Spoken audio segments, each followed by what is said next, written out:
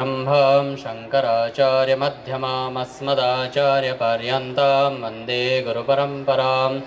गुरुर्ब्रह्मा गुरुर्विष्णु गुरुर्देवो महेश्वरः गुरुर्साक्षात् परब्रह्म तस्मै श्रीगुरुवे नमः। मन्नाथ श्रीजगन्नाथ मद्गुरु श्रीजगद्गुरु ममात्मा सर्वभूतात्मा तस्मै श्रीगुरुवे नमः। सर्वप्रथम अनंत कोटि ब्रह्मांड के रचयिता परमपिता परमेश्वर के पावन चरणों में मेरा नमन। मेरे पूज्य गुरुदेव विश्वगुरु महामंडलेश्वर परमहंस स्वामी श्री महेश्वर अनंतपुरी जी के चरण कमलों में मेरा साष्टांग दंडवत प्रणाम। यहाँ पे विराजमान अविनाश जी भाई साहब, पुष्प जी भाई साहब और अन्य सभी डायरेक्टर साहब और स्कूल के विद्यालय के सभी स्टाफ, गणमान्य अतिथिगण, छात्र छात्राओं और उनके अग्रज, उनके पेरेंट्स, सबको हरिओम। जितना जो पॉइंट्स मेरे को बोलने थे उनमें से कुछ तो केसराम जी बोल के चले गए, कुछ पुष्प जी बोल के चले गए। मोबाइल, एक टॉपिक ये था मेरा कि बच्चों का भविष्य अगर सुधारना है हमें, तो हम मनुष्यों के अंदर एक दो कानों के बीच में एक चीज़ है। क्या है वो? बुद्धि। और उस बुद्धि का सदुपयोग करना है या दुरुपयोग करना है, वो हम मनुष्यों के हाथ में ही है। अब जब हम बच्चे होते, छोटे होते, इतनी विवेक का इस्तेमाल करना हमें आता नहीं है, तो जो हमारे माता पिता हैं वही सर्वप्रथम हमारे गुरुजन हुए। सर्वप्रथम गुरुजन माता पिता, तत्पश्चात जो अध्यापक अध्यापिका है वह आपके गुरु, और फिर सर्वोच्च सतगुरु होता है। तो माता पिताओं को ये शिक्षा देनी चाहिए कि न कि किताब पुस्तकों को पढ़ना चाहिए, न कि मोबाइल में रहना चाहिए। आजकल जो भी युद्ध चल रहा है वह सब मनुष्यों का ही किया धरा है। मोबाइल मनुष्यों के द्वारा बनाया हुआ, ये कैमरा है मनुष्यों के द्वारा बनाए हुए। भगवान ने तो बना के दी नहीं है हमको ये सब technology. The technology is the making of the human mind. और अगर हमको उसका संरक्षण करना है, अगर हमको उसका रख रखाव करना है, संस्कृति का रख रखाव करना है, तो हमें हमारे जड़ों को नहीं भूलना चाहिए। चाहे हम जीवन में कितने भी ऊंचे चले जाए, जैसे पुष्प जी अभी बहुत एमएलए, एमपी, लॉयर, बहुत चीज़ें किए, तो भी अभी यहाँ आके उन्होंने मारवाड़ी में ही भाषण दिया है। क्यों? क्योंकि अपने जड़ें नहीं भूले ये। इसी प्रकार से हम अपने किसी भी पोस्ट पर पहुँच जाए, चाहे हम देश के प्रधानमंत्री बने या चाहे कुछ भी आप छात्र छात्राएं कुछ भी बने, अपनी जड़ें मत भूलना। सब बोलते हैं कि हमें पाश्चात्य से, यही तो दुख होता है मेरे को देख के कि जितने भी भारतीय लोग मेरे पास आते हैं बोलते हैं महाराज मेरे को विदेश ले जाओ, मेरे को विदेश में सेट करो, ये करो वो करो। विदेशों की इतनी यात्राएं हो चुकी है, पर भारत देश जैसा महान देश कहीं नहीं मिलेगा हमको। भारत देश, हम बोलते कि विश्वगुरु बनाना है, नहीं, भारत विश्वगुरु था, भारत विश्वगुरु है और भारत विश्वगुरु हमेशा रहेगा। भारत को विश्वगुरु बनाने की आवश्यकता नहीं है।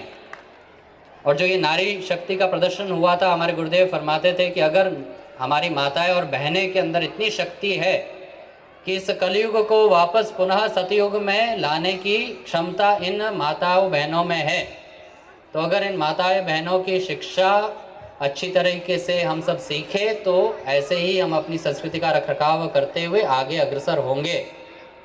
हम महात्माओं को या इनको माइक पकड़ा दो तो पूरी रात हम बोलते रहे, पर अभी कार्यक्रम लंबा है, तो एक चीज़ बोल के मैं अपनी वाणी को विराम दूंगा। काक चेष्टा बको ध्यानम श्वान निंद्रा तथैव च अल्पहारी ग्रह त्यागी विद्यार्थी पंच लक्षणम। ये विद्यार्थियों का कार्यक्रम है, हम विद्यालय में हैं, इसलिए विद्यालयों के विद्यार्थियों के लिए कुछ 5 नियम। काक चेष्टा, जो कौवे की चेष्टा है, जो कौवे की निगरानी है, वैसे ही हमें रखनी चाहिए। किस प्रकार से? एक घड़ा है, उस घड़े की जो ओपनिंग है वो बड़ी छोटी है ऊपर, और जो कौवा है उसकी चोंच इतनी लंबी नहीं है कि वो पानी पी सके, पर उसका दृढ़ निश्चय, अगर हमने अपने मन में, अगर हमने अपने संकल्प में कुछ दृढ़ निश्चय किया कि हमें ये कार्य सिद्ध करना है, चाहे कुछ भी हो जाए, हमको ये एग्ज़ाम कल आ रहा है, तो क्या करते हैं, रात भर हम पढ़ते हैं, चाहे कुछ भी हो जाए मैं सारे चैप्टर सुबह तक ख़त्म करूँगा कि मैं एग्ज़ाम में कुछ लिख सकूँ। तो दृढ़ निश्चय होना बड़ा अनिवार्य है। तो उस जो कौवे ने, उसने भी दृढ़ निश्चय किया कि मेरे को आजू बाजू के जो भी नदी तालाब वहाँ से पानी नहीं पीना, मैं इसी घड़े से पानी पीऊँगा। तो क्या किया उसने, छोटे छोटे कंकर पत्थर उठा उठा के उसने उस घड़े में रखा कि जो पानी का जो स्तर था वो ऊपर आया और उससे वो पानी पी सका। बको ध्यानम, बगुला उसका ध्यान, वो क्या करता है कि जो नदी है होती है वहाँ एक टांग पे खड़ा रह के उसकी जो आंखें है वह वहीं एक ही पॉइंट पे होता है, क्या, उसका जो शिकार है मछली है। तो विद्यार्थियों का जो कंसंट्रेशन लेवल है वह उस पुस्तक में इतना होना चाहिए कि आजू बाजू में जो भी चीज़ें चलती हो, कोई भी आवाज़ें आती हो, कुछ भी हो, कहीं ध्यान नहीं जाना, ध्यान अपने पुस्तकों में ही रखना। श्वान निंद्रा, कुत्ते की नींद। आजकल के घर के पालतू कुत्ते नहीं, वह बिगड़ चुके हैं। जो गली के कुत्ते होते हैं ना, कोई भी पास में से निकल जाए एक झटके में उठ जाए, वैसे विद्यार्थी की नींद। बैक बेंचर्स जानते होंगे, पीछे ऐसे सोते हो, जैसे टीचर आ जाए एकदम से उठ जाते हो, है ना। वैसे नहीं, जब पढ़ाई करते हो तो अगर झपकी लग भी जाए तो एक झटके में उठना, वापस पढ़ाई स्टार्ट करना। अल्पाहारी, अल्पाहारी मतलब कम खाना, इसका मतलब भूखा मरना नहीं। अल्पाहारी मतलब इतना खाओ जितना हमारे पेट के लिए सफिशेंट हो, इतना नहीं जितना हमारी जीभ को खाना है। हमारी जीभ और हमारी आँखें हमारे पेट से बहुत ज़्यादा बड़ी है। अगर मैं यहाँ बच्चे खड़े कर दूँ और आइसक्रीम और चॉकलेट ला दूँ, सब पूरा ख़त्म हो जाएगा, पूरा बास्केट, 2 मिनट लगेगा। क्यों? अगर तंद्रा क्यों आती है? अगर लंच के बाद जो भी पीरियड होते हैं आपके, उसके बाद क्या होती है? झपकियाँ लगती है। क्यों? क्योंकि दबा के पेट खाया है, माँ का लाड का प्यार का भोजन खाया है, तो बढ़िया नींद आएगी फिर। इसलिए इतना ही खाओ जितना हमारे पेट के लिए, हमारे शरीर के लिए अनिवार्य हो, न कि जितना हमारी जीभ और हमारे इंद्रियों को प्रिय हो। और लास्ट, गृह त्यागी। गृह त्यागी मतलब घर छोड़ना नहीं। हमारे पुराने समय में भी गुरुकुल सिस्टम हुआ करता था। क्यों? गुरुकुलों में भी यही होता था कि घर पे रहने से जो माँ और माता पिता और घर वालों का जो प्रेम है वो आप लोग बहुत ज़्यादा प्रेम कर लेते हो, उससे क्या बच्चे बिगड़ जाते हैं। हम भी गुरुकुलों में पढ़े हैं, आजकल के ज़माने में हॉस्टल है।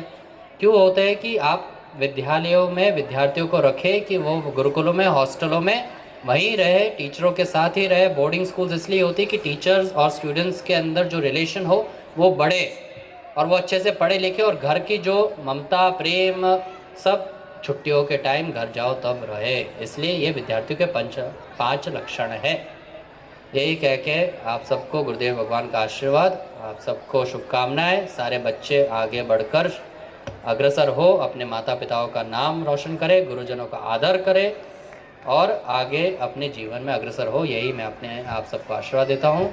स्वस्ति प्रजाभ्याम परिपालयन्तां न्यायेन मार्गेण महीन् महिषा गौब्राह्मणेभ्यो शुभमस्तु नित्यं। लोकाः समस्ता सुखिनो भवन्तु।